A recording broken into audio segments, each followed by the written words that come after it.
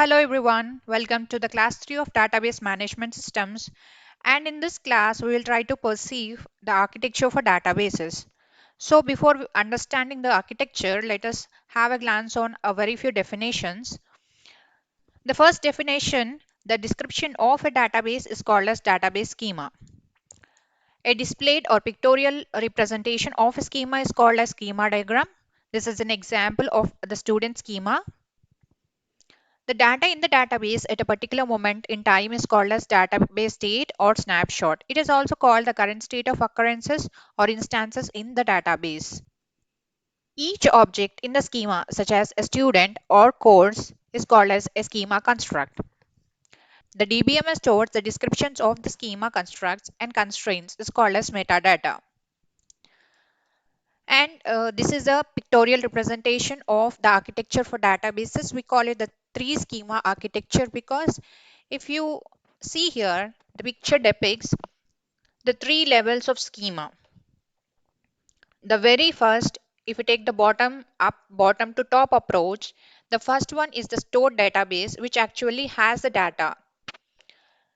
And the internal schema, it describes the physical structure of the database.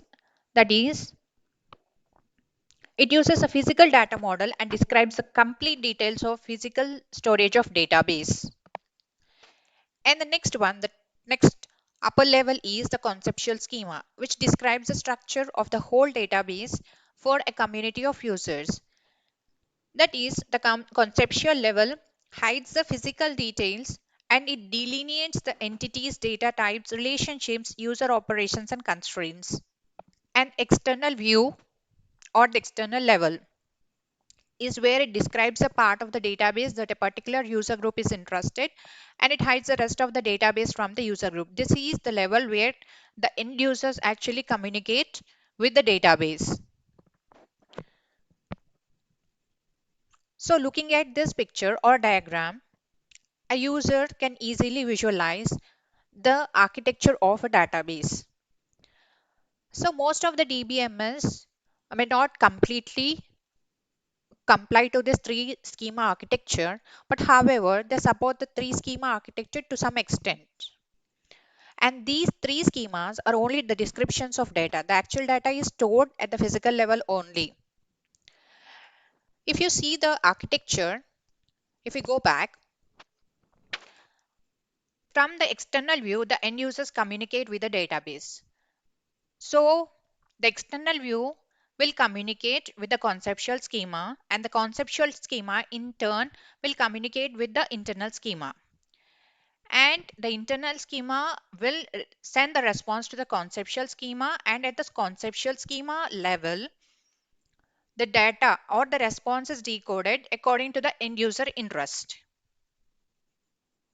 So this process of transforming the request and responses or the results between the levels is called as mapping. And data independence. With this three schema architecture, the data independence can also be achieved. So what is data independence? The schema at one level can be independently changed or altered without disturbing or without intercepting the schema at the next higher level. So we have two data independence here. The first one, the logical data independence, where the capacity to change the conceptual schema without having to change the external schemas or application programs. And the second one is the physical data independence, which means it has the capacity to change the internal schema without having to change the conceptual schema. That is, the physical data independence actually exists in most databases where the internal details, the inherent details of the database, like the exact location of the data on disk, hardware, details of placements, comparisons, compressions, splitting or merging, etc., are all hidden. This is about the physical data independence.